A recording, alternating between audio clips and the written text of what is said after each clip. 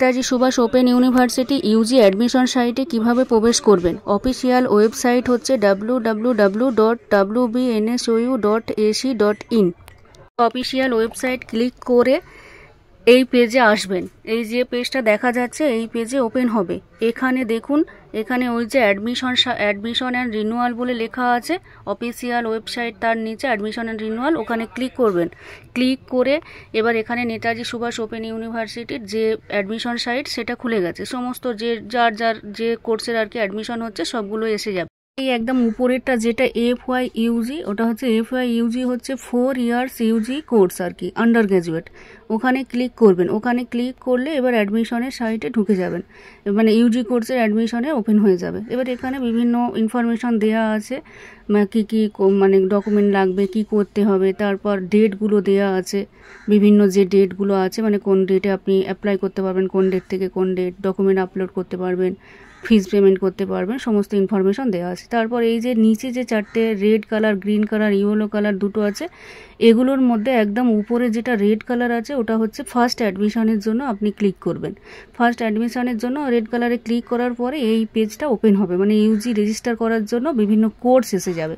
এখানে সাবজেক্ট অনুযায়ী কোর্স ভেঙে ভেঙে করা আছে। স্কুল অফ হিউম্যানিটিসের আন্ডারে বেঙ্গলি আর ইংলিশ আছে। স্কুল অফ সোশ্যাল সায়েন্সের আন্ডারে history, political science, public administration, sociology আছে। স্কুল অফ এডুকেশনের আন্ডারে আছে এডুকেশন।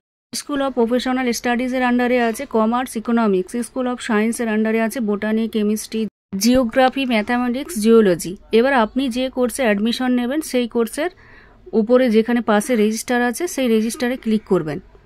আমি যদি দেখি যে আমি বেঙ্গলির আন্ডারে ক্লিক করব, মানে বেঙ্গলি সাবজেক্টে অ্যাডমিশন নেব, তাহলে আমি বেঙ্গলির পাশে যে রেজিস্টার লেখা আছে ওই রেজিস্টারে ক্লিক করব।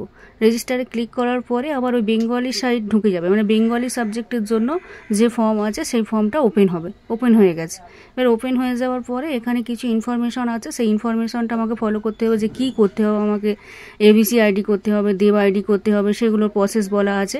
তারপর একদম নিচে চলে যাওয়ার, নিচে ডিক্লারেশন দেওয়া আছে, আমি দেখে নেব।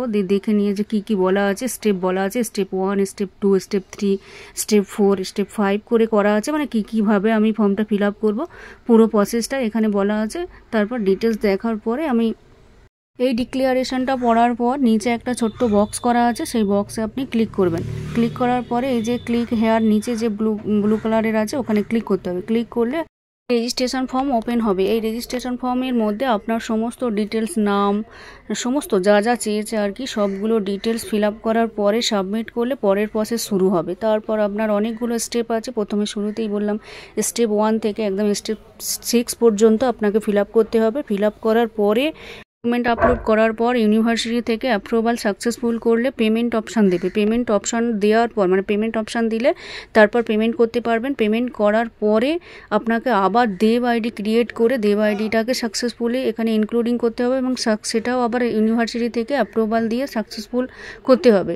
তবে আপনার অ্যাডমিশন কমপ্লিট হবে। অ্যাডমিশন কমপ্লিট হওয়ার পরে আপনি ফর্মগুলো ডাউনলোড করে নেবেন। তারপরে যে ডেটে আপনাকে বলেছে প্রভিশনাল এনরোলমেন্ট সার্টিফিকেট এবং SLM রিসিপ্ট, সেটাও আপনি ওই ডেটে ডাউনলোড করে নিলে তবেই আপনার পুরো প্রসেসটা কমপ্লিট হবে, মানে পুরো অ্যাডমিশন প্রসেস কমপ্লিট হয়ে যাবে।